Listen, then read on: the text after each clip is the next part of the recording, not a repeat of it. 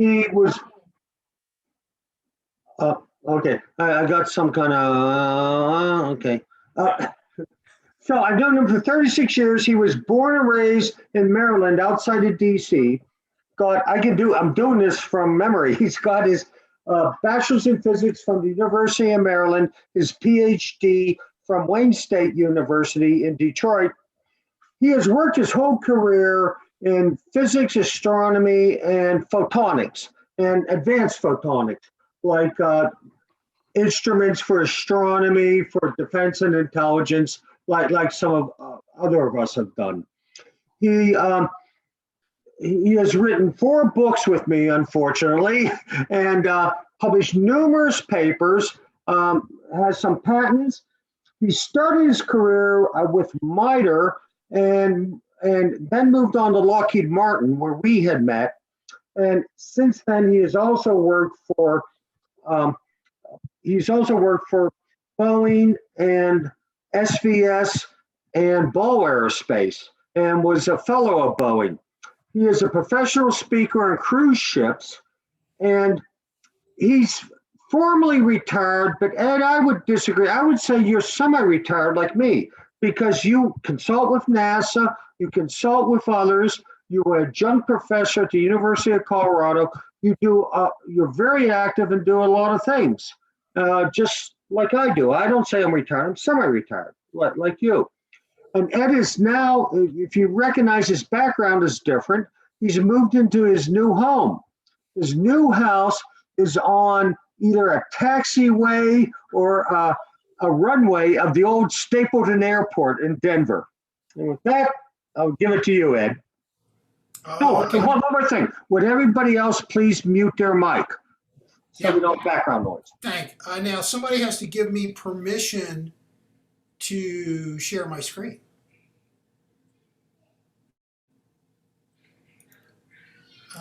So I am going there, and you should be seeing examples of people who are bored. Is that happening? Okay. Good. All right. So tonight we're going to talk about a famous thought experiment invented by John Wheeler, a famous professor at Princeton.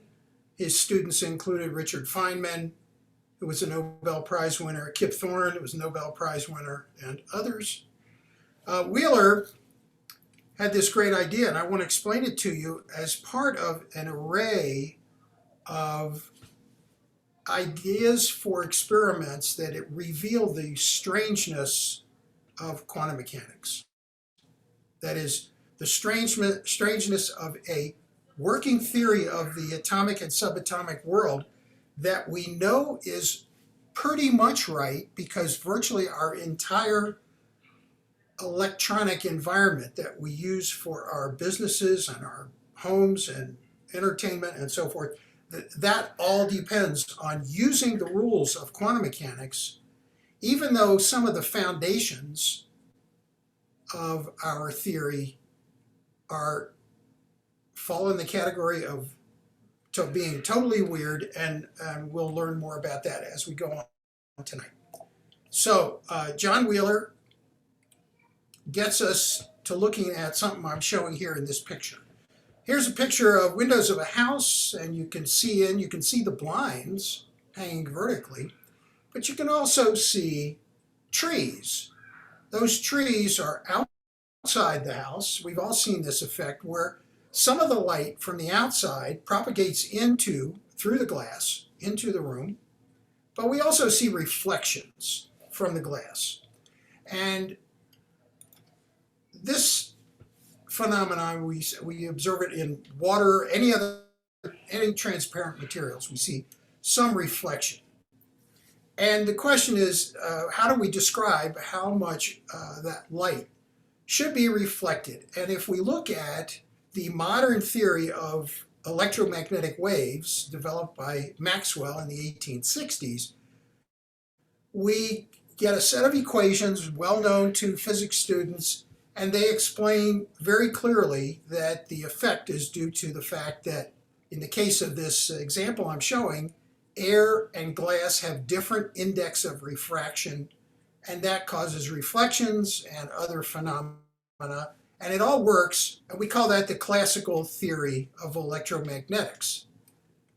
Now, if we, instead of doing this experiment with sunlight, if we do it with a light that we control, and we turn down the intensity of the light to a point where we're shooting one photon, a little packet of light, we shoot one photon at a time at the glass, we get the same, statistically, we get the same result, the fraction of reflection, which in the case of glass and air that we're looking at here, is about 4% of the light is reflected. Now, to repeat, if we turn the intensity down so that instead of having sunlight or something bright like that, we just are shooting one photon at a time at the glass, we still see 4% of those photons reflect off the glass. And the photons are identical. They're all produced sometimes in a laser and in other ways, but they're essentially identical. And the question is, how is nature deciding which of those photons are supposed to enter the glass and go into the room, and what fraction, and what determines what the 4% that don't do that, they bounce off and we can observe them. And this is the beginning of thinking about what goes on when light and matter interact. Furthermore, as I indicate in the last little line here, light described by the electromagnetic theory treats light as a wave. And we have a very successful theory that explains all sorts of phenomena that I will present to you in a few minutes. But we also have a theory that deals with light as particles, the so-called photons I mentioned. So this it gets into a deep area of how we understand the interaction of light and matter. Here's a wonderful little book by Feynman, Wheeler's student and a Nobel Prize winner. It would take you a few hours to read this book, and you'll get an introduction to what is called quantum electrodynamics. But it's presented in a way that's very digestible to anybody. There's no math in the book, it just has little drawings. So this is a dilemma. This wave-particle duality issue is a dilemma. And this is what Wheeler was trying to get to in thinking about the experiment I will describe. Now, to understand the experiment, we have to understand the concept of superposition. And here's an example of where we might have a sound wave of some kind coming to the human ear. And if we can create a wave of equal amplitude and the same frequency, but shifted so that the peak of this primary noise, for example, is counteracted by some artificial noise that we inject into the human ear, we can cancel out this peak by superimposing these. That is, add up the amplitude of this wave and the amplitude of this wave, and they cancel out, and we end up with just this little, or essentially flat line. This is how noise-canceling headphones work. They have a microphone that listens to the noise in the cabin of the airplane you're in and cancels that out by projecting a wave of secondary noise shifted in phase to cancel out the noise from the engines and the other passengers who are busy rioting because they do not want to wear a COVID mask. So this is the concept of superposition, and it works fine when we have what are called linear systems. As long as we can add things and the addition is treated like normal algebra, we can get cancellation of this acoustic noise. Well, the same thing, and here it is, here's some effect of it depicted in the waves on the beach. This is a satellite photo of a beach where they have breakwaters, and the waves coming in and encountering these obstacles cause the the energy in the waves to spread out in a certain way. So that's another effect that occurs. So the wave theory of light is very successful, and a fundamental principle dates back to the 17th century. The Dutch scientist Huygens said, if a wave approaches a barrier that has little apertures in it, treat these holes like they're the source of circular waves that can spread out. So this hole produces the red waves, and this hole produces the purple waves. And if you study these in superposition, that is where the peaks of this and the peaks of this interact, we can get an increase in the height of the waves in certain places. And in the places where they're out of phase, we can get cancellation. So the Huygens principle relies on superposition, and it deals with any kind of wave phenomenon: sound, water, electromagnetics, and so forth. And here's our first opportunity to describe the famous double slit experiment. So there's this barricade with two slits in it. And this is a standard experiment in high school and college physics classes. You have a piece of film which has tiny, tiny slits very, very close together. You shine a light source, usually one of those lights you use in the classroom to highlight things, and you see a very interesting effect. And I'll show that to you. But a little history pertains here too. Isaac Newton, in his early development of concepts of light, thought of light as being made up of little bundles of energy he called corpuscles. And that was the standard way to think about how light propagates from place to place. And that for over 100 years, Newton's idea of corpuscles. But then Thomas Young in 1807 did an experiment. He did the double slit experiment I just illustrated. And the result is best explained by treating light not as little particles, but as waves. And here's what he did. Here's that barricade against, again, two little slits. You shine light on this, and if you look at a screen over here, you see peaks and valleys illustrated here as well. This convinced a large part of the science community that light isn't particles, it's made up of waves, because you can develop a mathematical theory of this experiment that explains this if you treat the light energy as being wave-like. By 1818, the French Academy was sick of the debate between corpuscles and waves and launched a competition to try to determine what is light. Is it particles, is it waves, or is it something else? The famous mathematician Fresnel developed a theory, presented it to the Academy, and he said his theory is based on waves.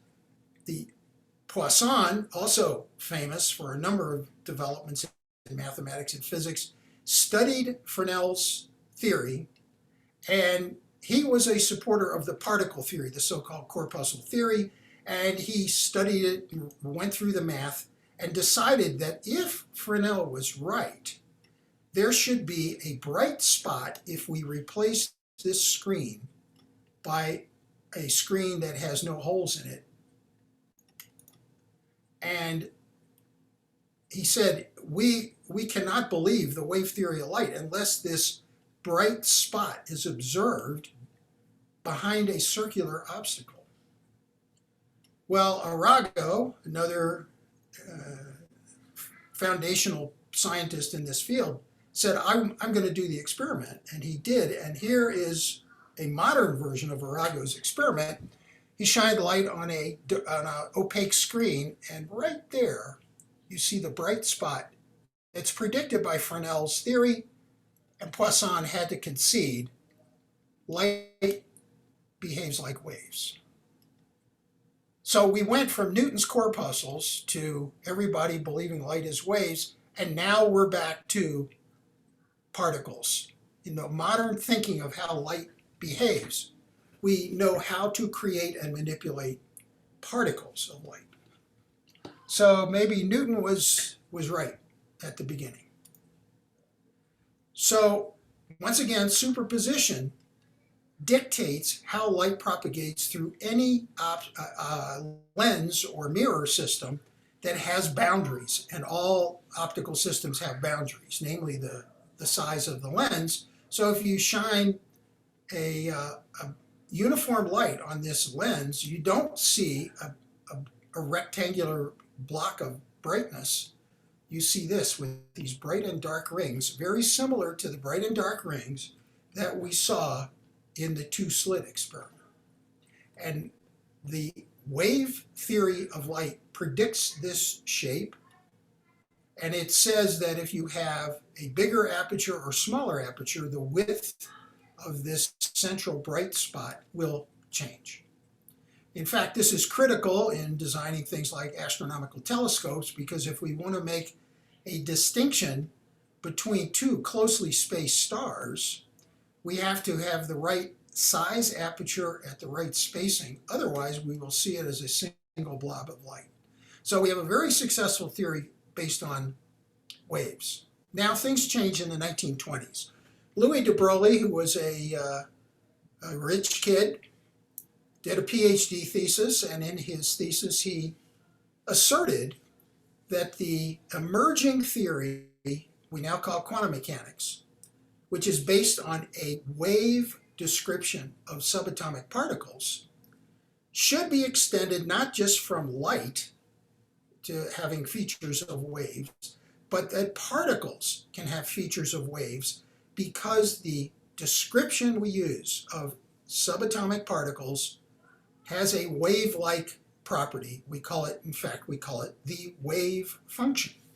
So de Broglie was the first in his PhD thesis to assert that all objects will have wave-like properties. If you manipulate them in the right way, these properties will be observable.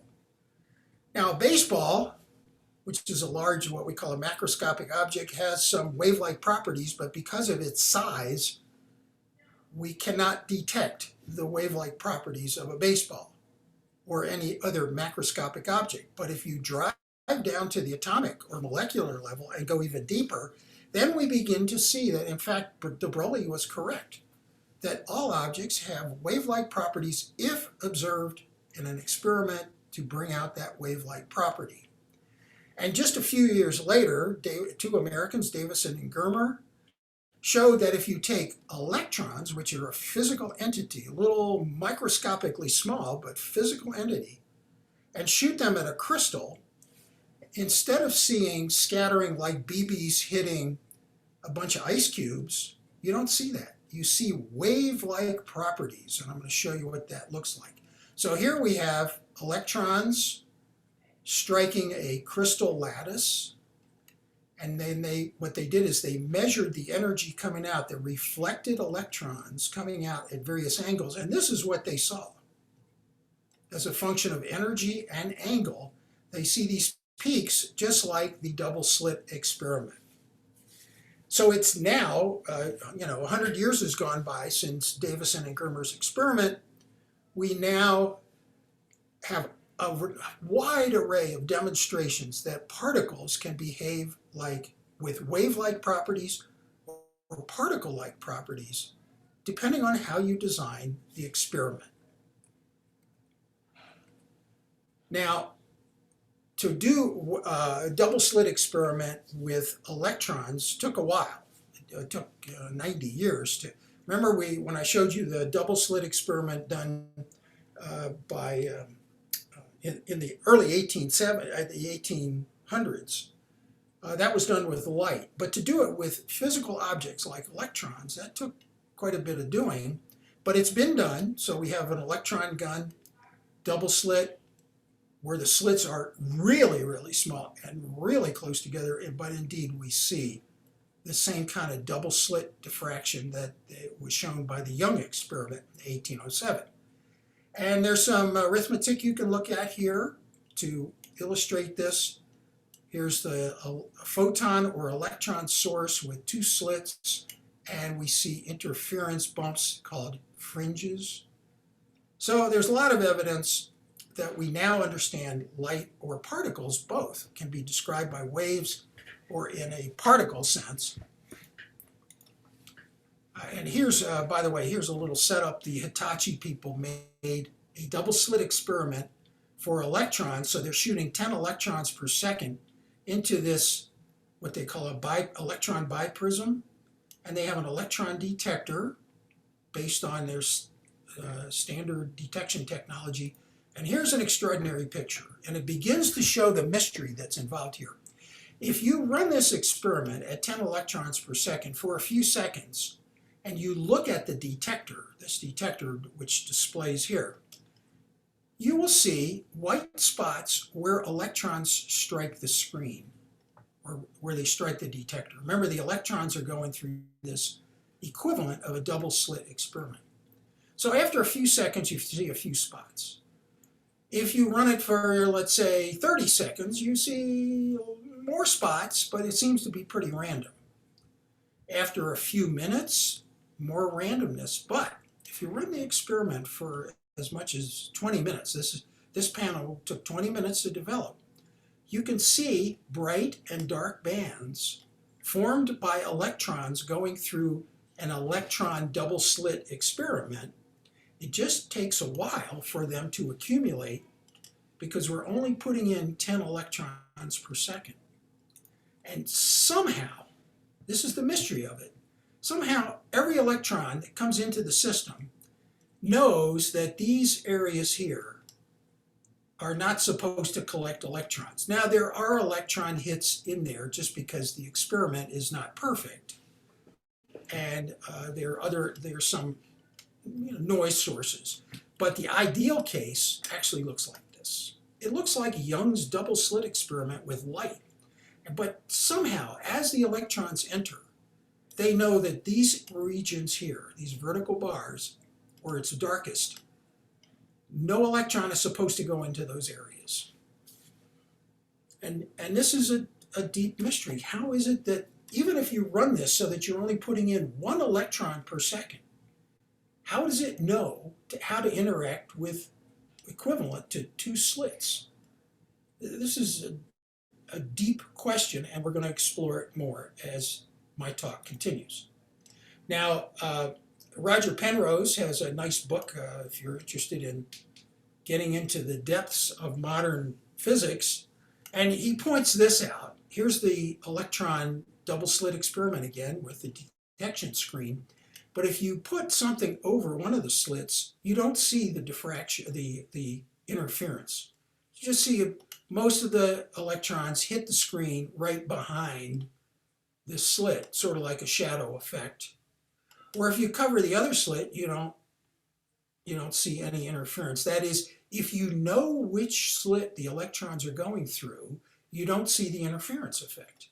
But if you have 2 slits, or 3 or more, you will see this banding effect. So somehow, the electrons that are forced to go through these individual slits don't produce this kind of result. They just produce something you'd expect if you took a water hose and squirted it at a screen that has a slit in it. Most of the water would strike here, and you'd have a few outliers on either side. So this continues the mystery, is what are the electrons doing? Because electrons are indeed particles. In our everyday analysis of them, there are conditions where they behave like waves, when, for example, when we study them in a quantum mechanical sense. Now let's talk about, before I show you the Wheeler's delayed choice experiment, let me tell you some essential facts about what we're doing. First of all, single photons or electrons cannot be divided into multiple parts. Let's take these one at a time. Photons, each individual photon is a packet of energy produced by some light source, usually in the modern world a laser. We know the energy of each photon that is produced, and we can control how much energy goes into each photon and how many photons we're producing every second. If we try to divide a photon, the energy of the resulting photons would be less, because the original photon we have has a certain amount of energy, and if we divide it into multiple pieces, the total energy still has to match the photons that are coming out of the laser. So we have to conserve energy. So if we have an experiment, we're going to filter out light that doesn't match with our decision about how to do the experiment, and any photon that gets divided by some method will not be part of the experiment any longer. So dividing photons is not allowed. In the case of electrons, there's no such thing as half or a third or a fourth of an electron. It's either an electron or it isn't. So these objects we're going to use in the experiments I'm about to show are indivisible. Here's the experiment. Kind of looks like a baseball field. Here's home plate. And next to home plate, we have a variable intensity source of light or electrons. And this beam of objects hits a 50-50 beam splitter, a BS. This is the first beam splitter, so he is called BS1. What this means is, on average, if we're shooting electrons at this, and if we were to put a detector here and a detector here, half the electrons would go up and half would go to the right. Kind of like the situation I showed in the first slide, where glass reflects 4% of light. In this case, a carefully designed beam splitter produces 50% going one way and 50% passing through. So the beam that goes this way, it encounters a perfect mirror, 100% mirror, and its trajectory is thrown in this direction, and so any electron or photon that hits and reflects from the beam splitter is going to be detected here at detector B. Similarly, any photon or electron that passes through the first beam splitter is going to encounter a perfect mirror, and it will be detected at A. So if we set up our experiment like this and shoot light at this experiment, we can tell which path an electron took, because everyone that was detected at B went like this, here, up to there, and over to this detector, and everyone detected at A went through the mirror, hit this, and went to A. Okay? So if we have this configuration of the experiment, half of the photons or electrons will be detected here and half here. Just like in the Hitachi experiment, you may have to wait for a while to get your statistics to be clear, but with a good design, and these machines have been built, with a good design, indeed, you get 50% here and here. Now, let's look at the case of light waves. If we have an intense source of light, we get the same effect. That is, this mirror, if you pick one up and play with it, and these are widely available in the optics marketplace, if you pick it up and look at it, you will see reflection and transmission. You will be able to see through it, and you will see reflection from it. And light will make a 50-50 choice as well. Now, there's a thing we can do, and that's put in a delay line. And I'm going to talk a bit about delay lines in a few minutes, but let me just show you what the delay line does. Let's put the delay line in this path that leads to detector A. And what this does is it extends the path length for this path. And this coil represents an adjustment I can make to the size of the delay line. So any light that strikes this mirror, which is a perfect mirror, perfect mirror, perfect mirror, perfect mirror, and goes on, it's taken a longer path. So the path from here to A and the path from here to B are different depending on how I adjust the delay line.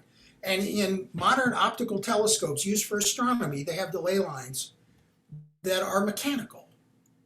They have a motor that moves pieces of glass, and then they have very sensitive additional devices to move these two mirrors so that they can change this path length. If we have time, I'll explain why they do that. So the delay line changes the path. And this changes how the waves line up. So if we have an intense, for example, visible amount of light going from here to here, we can control how much energy goes to detector B or detector A by playing with the delay line if we put another 50-50 beam splitter here. So now we've changed the experiment. Originally we had this experiment, and now we have a delay line, and we're going to add a beam splitter. Now what does the beam splitter do? It says that any light that reflects here from BS1 hits this mirror and goes here before it encounters this beam splitter. We know ahead of time it could go to B by going through the 50-50 beam splitter, or it could reflect off and go to A, just like this one.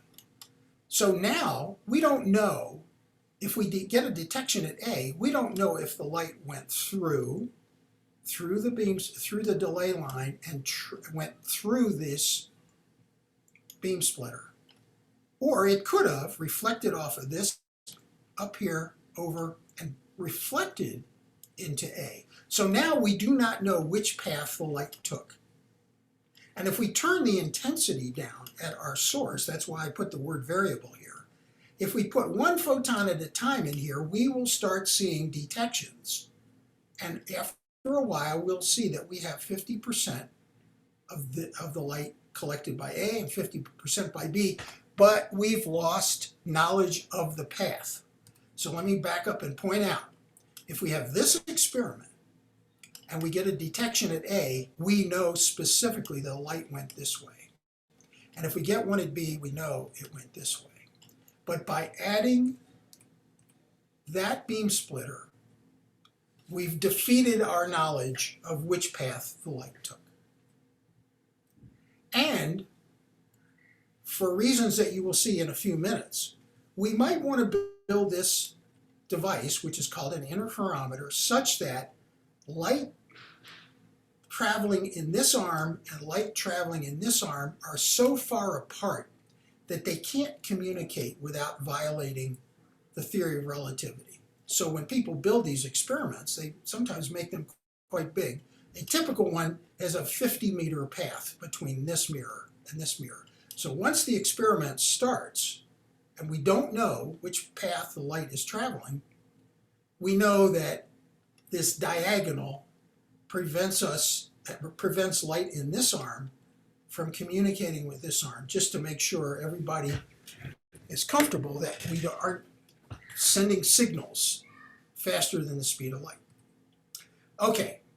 So now we have two configurations for our experiment. We have this one with the delay line, and we have this one with a delay line and another beam splitter. And either of these configurations are something you can put together in the lab. These have been built and they've been used to explore what goes on in these circumstances. Now, notice something very important.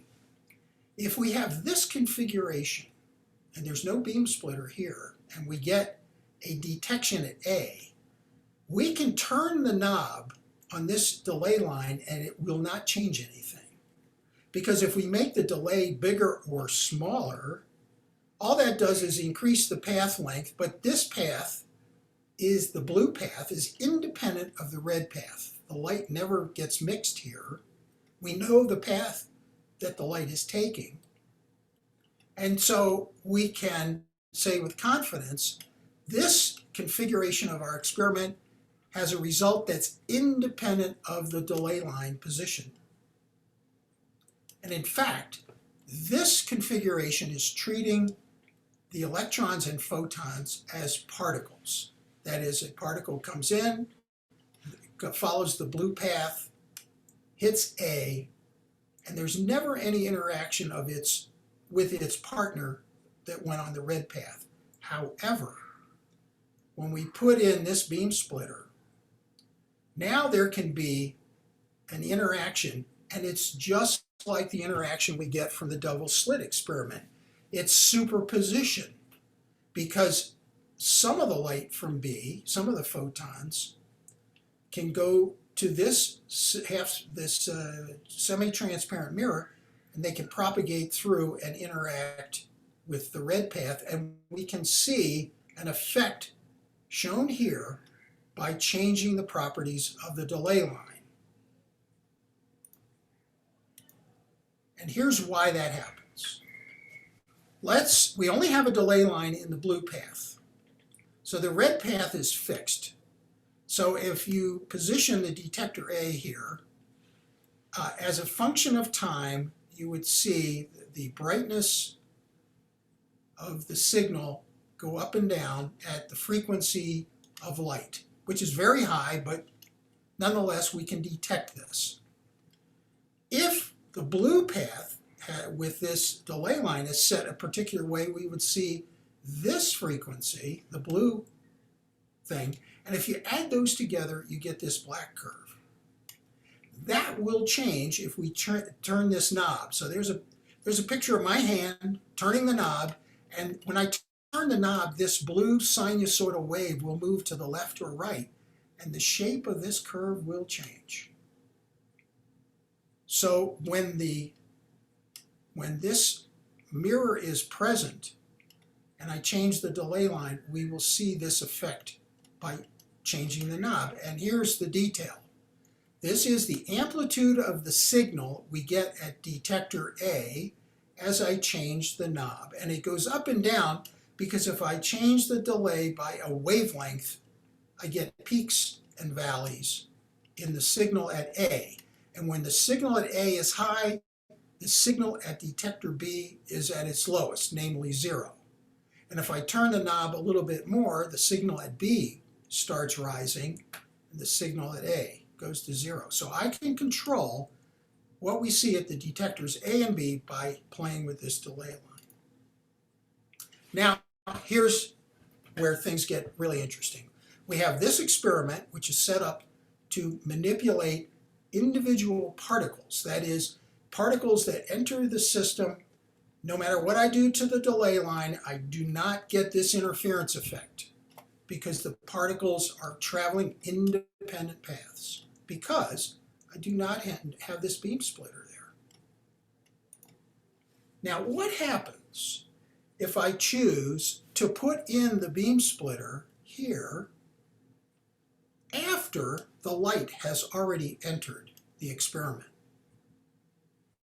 Because one of the things you can decide is, well, when the experiment is in this configuration, the light that enters somehow knows that there's no beam splitter here, so the light propagates as particles. And we know the path they follow. Anything that reflects from here goes this way to B, and so forth. But what if we put a photon or an electron, a single entity, into the experiment, and then we put in, and there's a puff of light or an electron. What if we then insert the beam splitter after the light has encountered this first mirror? How is the light deciding whether to act as a particle or a wave? This is what you can't do this kind of experimentation with the double slit, but you can do it here because we can control whether we're manipulating particles or waves. And the good news is the technology exists for us to insert an electronic, by electronic means, to insert a half-silvered mirror here, a beam splitter here, while the light is still propagating through the experiment. So the idea is we send an electron in. We don't know which path it's going to take because it's going to randomly choose one or the other paths. And while it's traveling, and we don't know where it is, we put in this beam splitter. And the question is, are we going to see wave-like behavior like we saw here, or are we going to see particle-like behavior? This is the mystery about quantum mechanics. We already agree that Subatomic particles or light can be act as particles or waves. But here we have an experiment where we wait until we're already conducting the experiment before we choose whether we're going to treat that light as particles or waves. And so the questions are, how does the light know how to behave when it's already embedded in the experiment?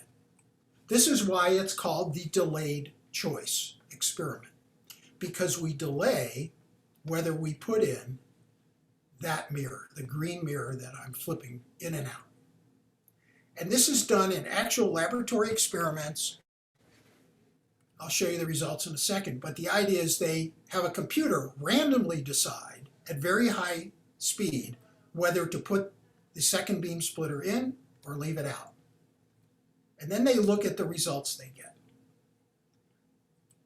So if the beam splitter is in place, the experiment manipulates light as waves, and the delay line has an influence because it can shift the timing of this blue path signal. If we don't have the mirror in, then we're dealing with particles. Okay. If the second beam splitter, BS2, is not in, then the light and electrons behave as particles. And we get equal amounts at each detector. And so what people do is they do these experiments and they collect the data. But one fact that has come to be accepted throughout the entire community of physics is any description of the particles that we're experimenting on, any attribution we make of whether light is photons or waves, makes no sense unless you tell me what experiment you're going to conduct or what interaction the light is going to encounter. To talk about whether the light coming out of the laser is particles or waves, we now understand is nonsensical. We'll talk about this a bit more. So by 2006, people were doing experiments of this type. They made a big interferometer, as I said, 48 meters, so each side of the baseball diamond is 48 meters, so that as the light propagates through the experiment, it can't reach across from this arm to this arm and somehow tell its neighbor, hey, I think I'm going to encounter a mirror here, so you better start behaving like a wave. That kind of conversation is not going on. And notice we can insert and remove beam splitter 2 in pretty short time, 40 nanoseconds, while the light is propagating through the experiment. And here's what results. If you have the mirror if the second beam splitter is in place, you see this wave-like property. This illustrates what I showed earlier, that as you change the path length using the delay line, you can get these kinds of results, clearly showing a wave-like property. But on those parts of the experiment where the second beam splitter is not present, changing the delay line has no effect. You get 50-50 if you put in 1,200 photons or 1,200 electrons. You get 600 coming to each detector on average. So this shows that somehow this experiment, the light or particles you're putting into the experiment doesn't really interact with the experiment setup in a complete way until it encounters this juncture. Because if there's a beam splitter there, it knows, oh, we're doing a wave experiment. And if there's no beam splitter, we're doing a particle experiment. And that's what these results show. This is what you get on those choices where the beam splitter is in place. Remember, the choices are made by a random number generator in a computer. And they're doing experiments with, say, 1 photon or one electron every millisecond. So they very quickly get these kinds of results, and they're constantly moving the phase shifter, the delay line. And this is the case when the beam splitter is removed. So we have to conclude that assigning some specific physical description to photons or electrons doesn't make any sense without knowing what's going to happen to them. And I use the word experiment here, but the same thing applies to light or particles encountering a piece of glass or your eye or a molecule in a chemistry experiment. Assigning specific properties to these photons or electrons just does not make any sense. It all depends on what they're going to encounter. Now, we also have to admit that quantum mechanics describes subatomic particles, atoms, molecules, and we're built out of those things. So we in our experiments, must also be based on the fact that there is no sense of reality that we can assign to the objects that we are manipulating until they interact with something else. We must conclude that we are governed by these same rules. So we have to acknowledge that our sense of what we think reality is a fiction. For example, light coming from the sun takes 9 minutes to get to Earth. What is the property of the light coming to Earth that's going to interact with a plant and engage in a quantum mechanical process to produce chlorophyll? In that case, the energy coming from the sun is behaving like particles. How about if we go outside with a little grating, a glass grating, because we want to see the spectrum of the sunlight? In that case, the light is going to interact with our experiment as a wave. So we cannot assign waviness or particleness to that light until it gets here and we do something with it. Now, if you're not impressed by this 48-meter interferometer, how about if we do the same experiment by putting a beam splitter in orbit? That's what this represents. And we do the delay choice experiment where one of the beam splitters is flying by on a spacecraft. This has been done. Here's the beam splitter that's randomly put in and taken out. And here we see interference between two beams. Here's the drawing. I'll interrupt myself and say, there's the drawing that includes some of the light going up to the satellite and encountering technology on the satellite. And if we put in the beam splitter, if the computer randomly puts in a beam splitter, we see these interference peaks like I illustrated earlier. And if we insist on knowing which path the light took in this configuration, then we don't see the interference and we can tell which path was chosen. And it is completely correlated with whether the computer installed or removed a beam splitter down here on the ground. Here's the same thing I showed you 2 slides ago. Here's what happens when there was a beam splitter in place. So we see interference. And here's what happens when there's no beam splitter. We see 50-50, just like the laboratory experiment. Now, if you're not impressed by that, how about if we do another experiment? And this one's really ambitious. This one has never been done, but it can be done. Right here we have something called Q, and that stands for quasar. This is a billion-year-old light source that we observe on the sky, but we see 2 implementations of it for the following reason. Light is emitted by the quasar in all directions. Some of the light comes directly to our sensor along a path that's not influenced by intervening matter or energy in the universe. But some of the light that we would have not seen because it's heading in this direction, this is our receiver here. Some of this light is heading in a direction we would have never seen except right there, G1, that stands for galaxy. And the galaxy's mass and energy bend the trajectory of the light. So we end up seeing some of the light coming by a short path and some by a longer path. And it turns out the time difference in these paths is about 50,000 years. So if you pick the right quasar, so we have two images on the sky of the same thing, we can do the delayed choice experiment using light produced in the universe a billion years ago. And the reason people are interested in doing this kind of experiment is the question has been raised, well, maybe the universe knows what's going to happen in the future. And here's a discussion. I'm not going to go through that right now.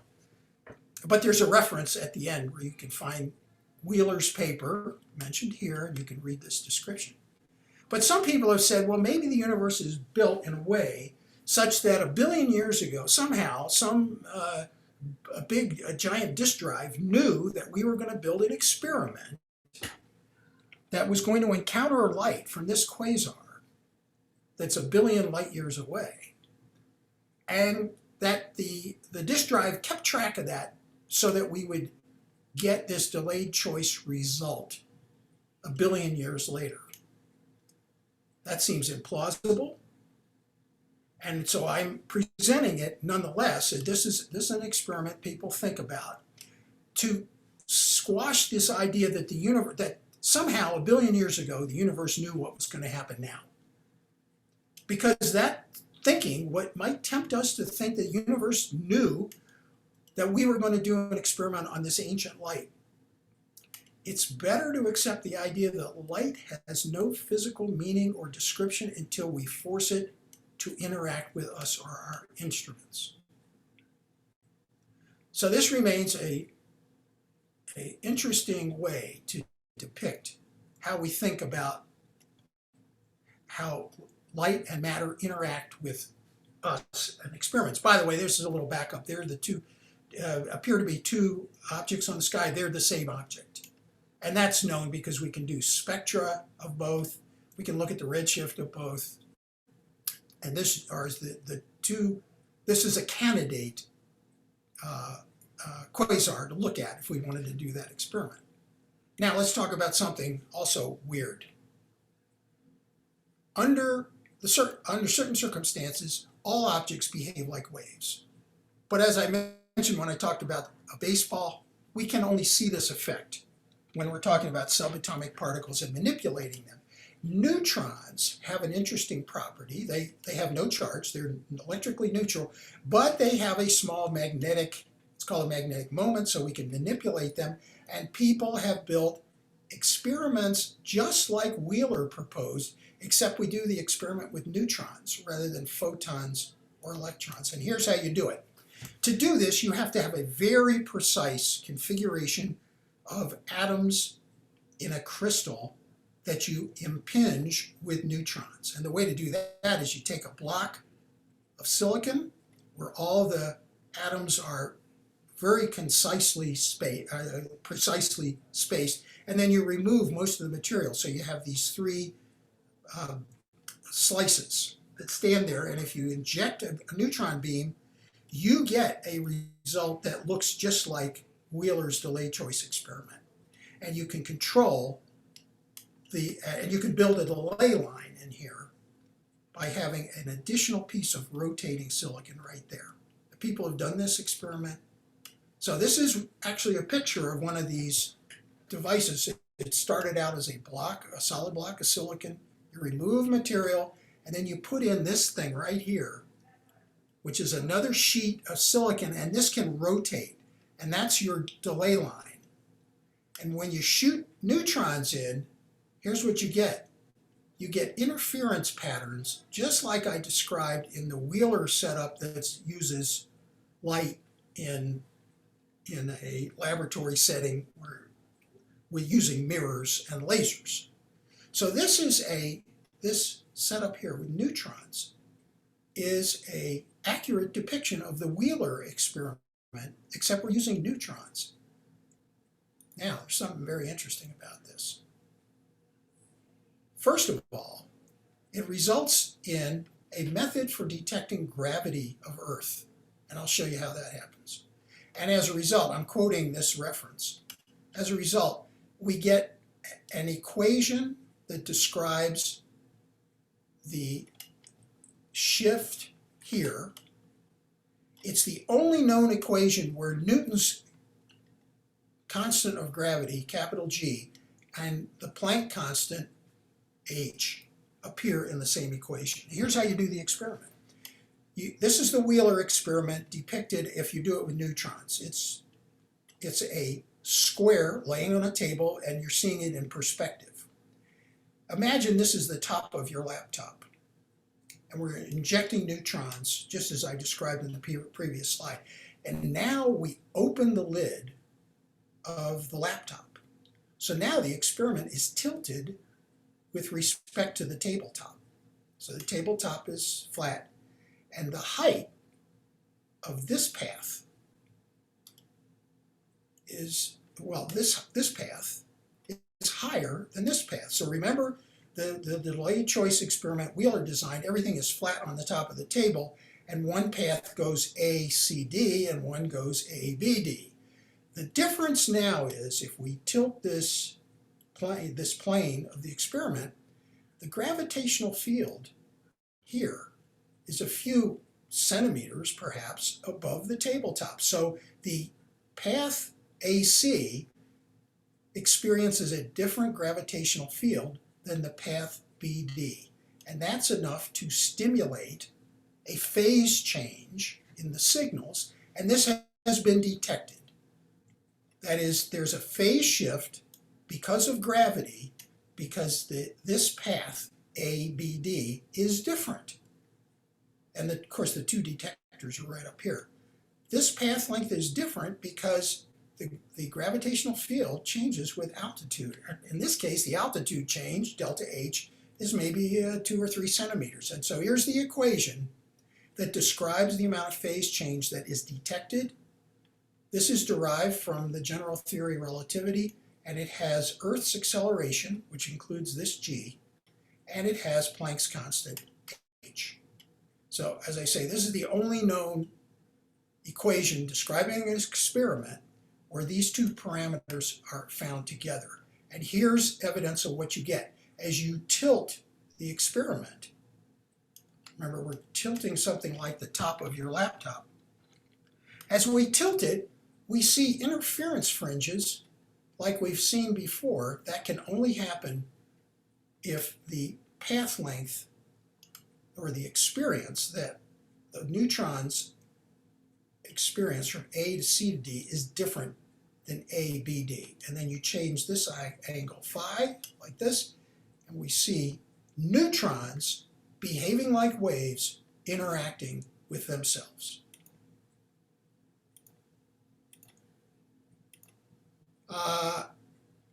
We're out of time. This is another experiment. I think I'm not going to talk about this except to say you might want to read this. A very interesting thing you can do. And I guess we'll stop at this point. There's more to say.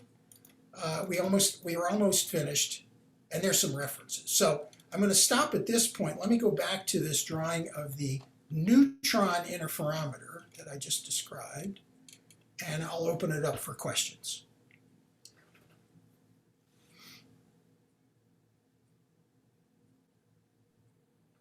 I want to make a couple comments. Ed, you mentioned QED by Richard Feynman. Anybody here that has anything to do with photonics or light should read this book. It's very small. It's a simple read.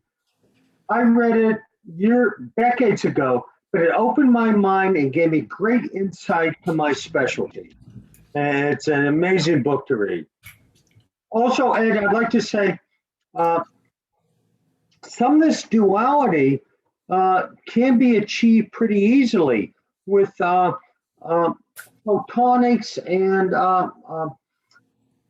high school. There are high schools in Portland, for those that know it, common high schools, Catlin Gaben and the Spissigal School, both have physics labs that can do the quantum thing. And they do it They do it with electro-optic shutters that they buy from the telecom industry. Right. Yes, all the stuff I described to build a delayed choice experiment are commercial products. This Yeah, it's only a few $1,000, and high schools are doing that. Well, you need some fancy pants ability to control how many photons you inject into the experiment. You need some picosecond control. But yeah, I agree.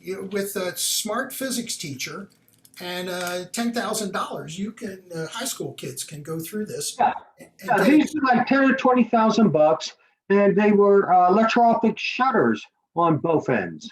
Right, exactly.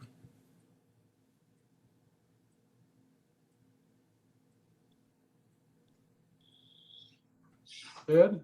Yes. A couple of comments. Is that Reiner? Yeah. Yeah. Go ahead, Reiner. No, I remember the night that you and I don't know who else was there, first beat our heads against this whole problem. You remember that night? Kind of, yeah. 3 or 4 years ago. Yes. Okay. And I've thought about this off and on since. And there are two other interpretations that I think we should at least raise.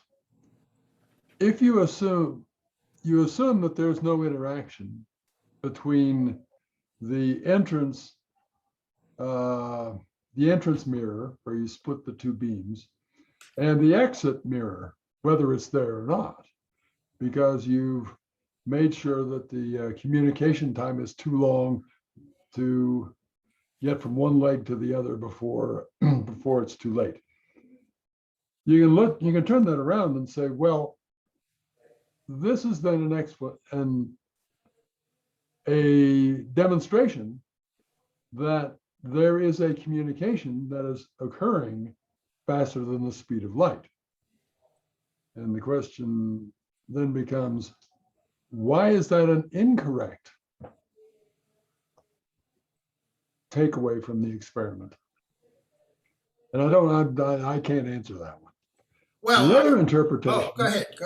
The other interpretation, which is probably more interesting, excuse me, is that if you assume that the whole box and the electron or photon, when they're sitting in there, are all one waveform, and they're all mixed together, then they're a mixed state of possibilities, which is called an entangled state, of course. Excuse me, I have to take a drink of water here.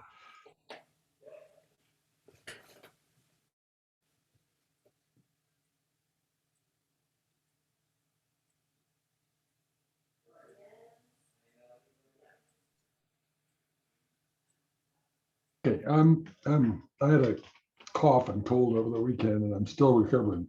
Oh, okay. But I think the entangled explanation of this is probably something that's amenable to analysis and to talking to people and saying, is this actually something that we see?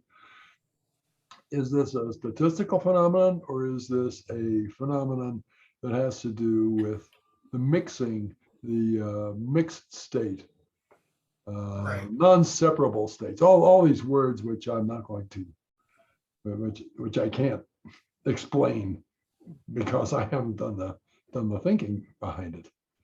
But the way we look at this is very interesting, and that this is a remarkable experiment.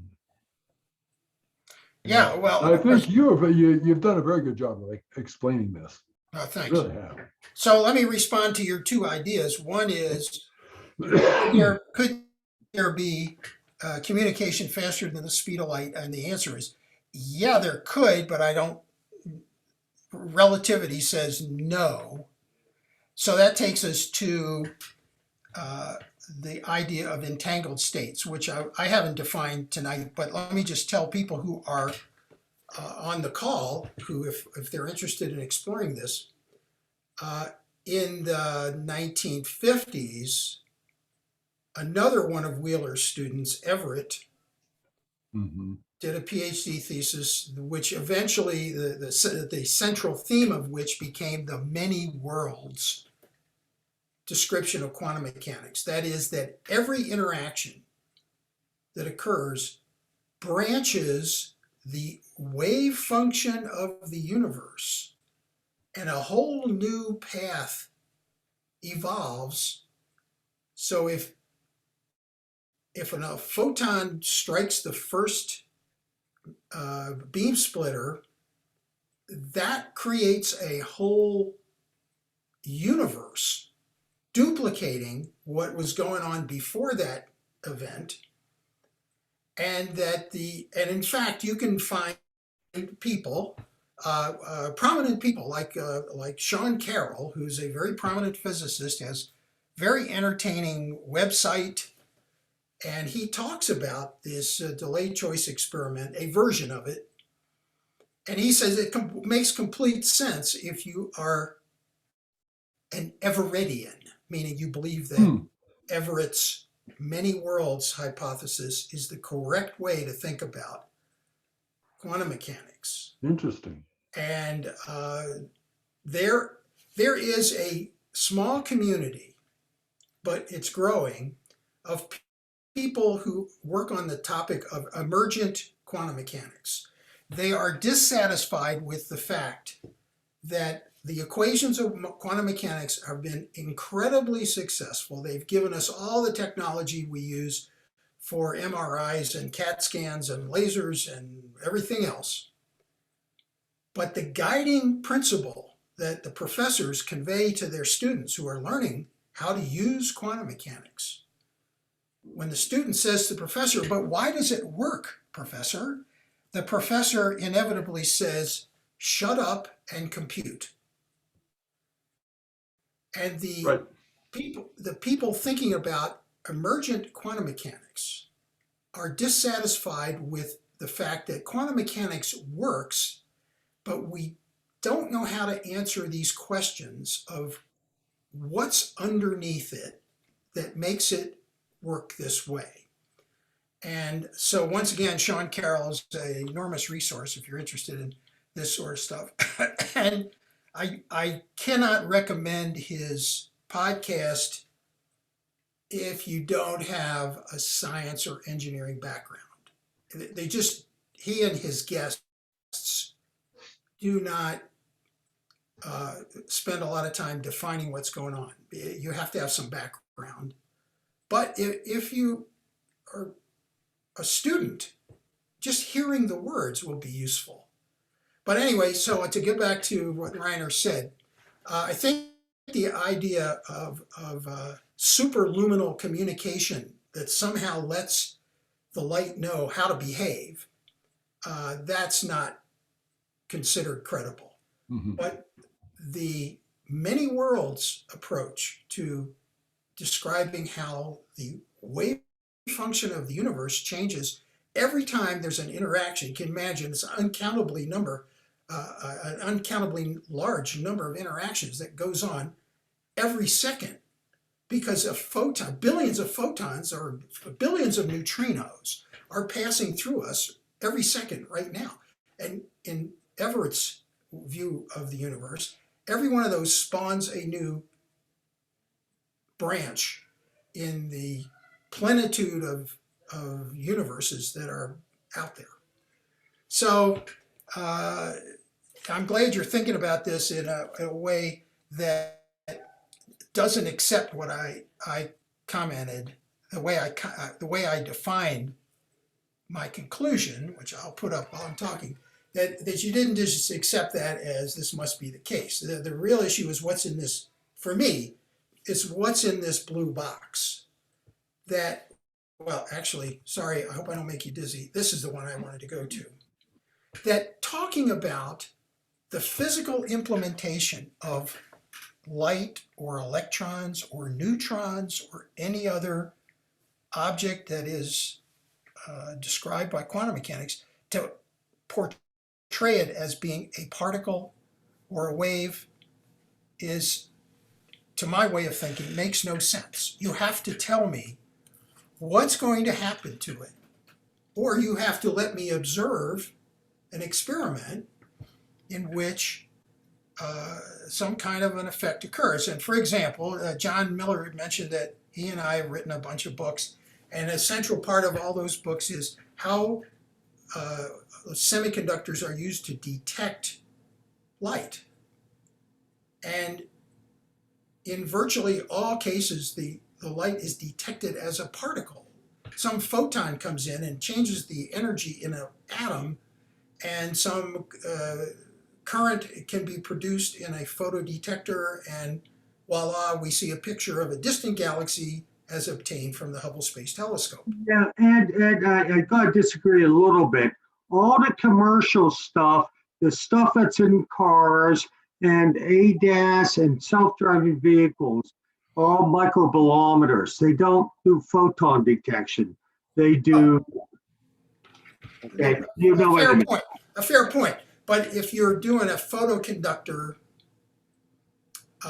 or our photon detection, For anything, you're right, for anything that's high sensitivity, but the low sensitivity cheap stuff are not photon detectors. right? Okay, fair enough. So what John is saying is that the lane control thing that I have in my car is detecting essentially heat from a signal that the car produces. It bounces off a nearby car, and I get a warning. But if you're doing an astronomical telescope with high sensitivity, low noise detectors, you're treating photons as individual particles. And we have sensors that can detect individual photons. We've had that for a long time.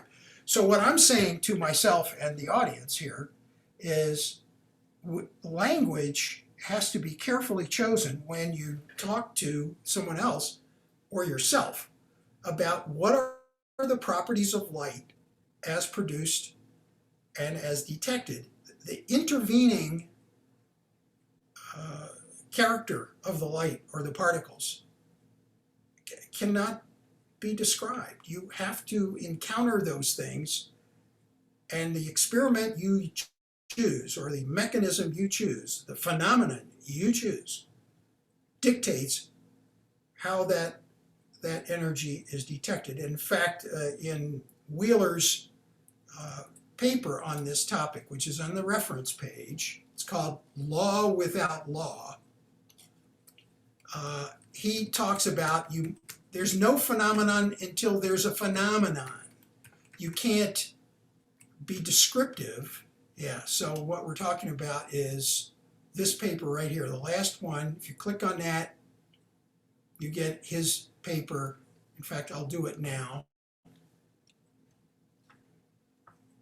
And this, anybody could read this. You read this, and there's his depiction of the delayed choice experiment where he has waves here and a discussion of which root or both roots. And yeah, you'll see he's into it, but it's all to him. A phenomenon is not yet a phenomenon until it has been brought to a close by an irreversible act of amplification. And he goes on to say, well, it could be a grain of silver in a film, or a photodetector, or something, or a Geiger counter, or something.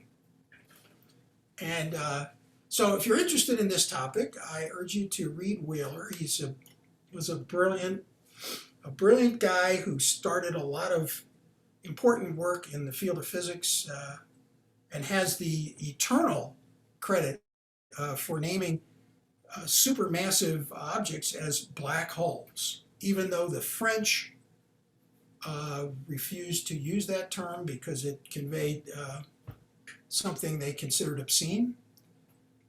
Nonetheless, a great person doesn't get enough credit and died 7 or 8 years ago. Any other questions?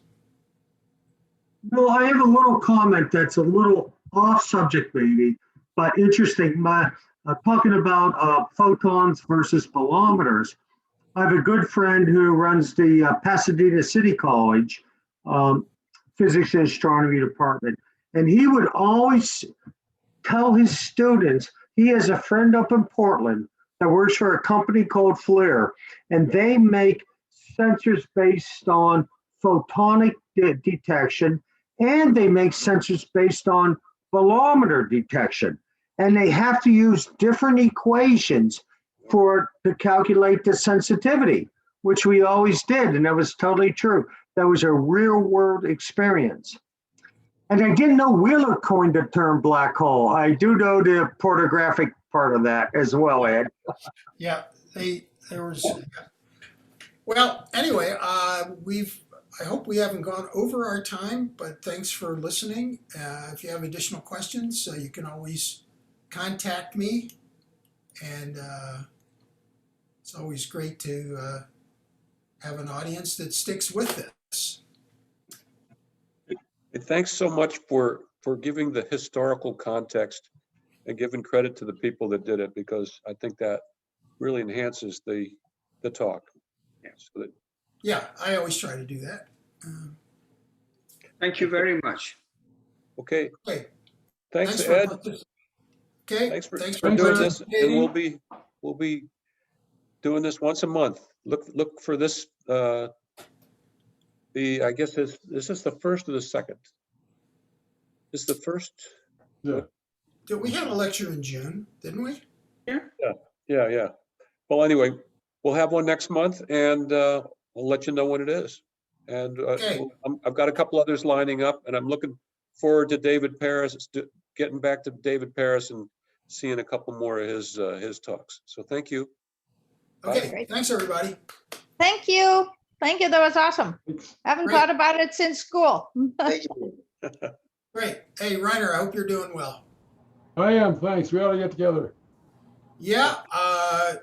So I'm going to just stay and chat with Reiner for just 2 seconds. Yeah, I'm thinking of reestablishing the science club. Well, we'll see who, yeah, right. Yeah, see if we can That's get some fine. people together. Yeah, I'd be interested. Okay, good. Okay, Bruce, as always, thank you for hosting, and we'll see you next time. Okay, you're welcome. Bye. Thank you. Bye-bye. Bye. Night.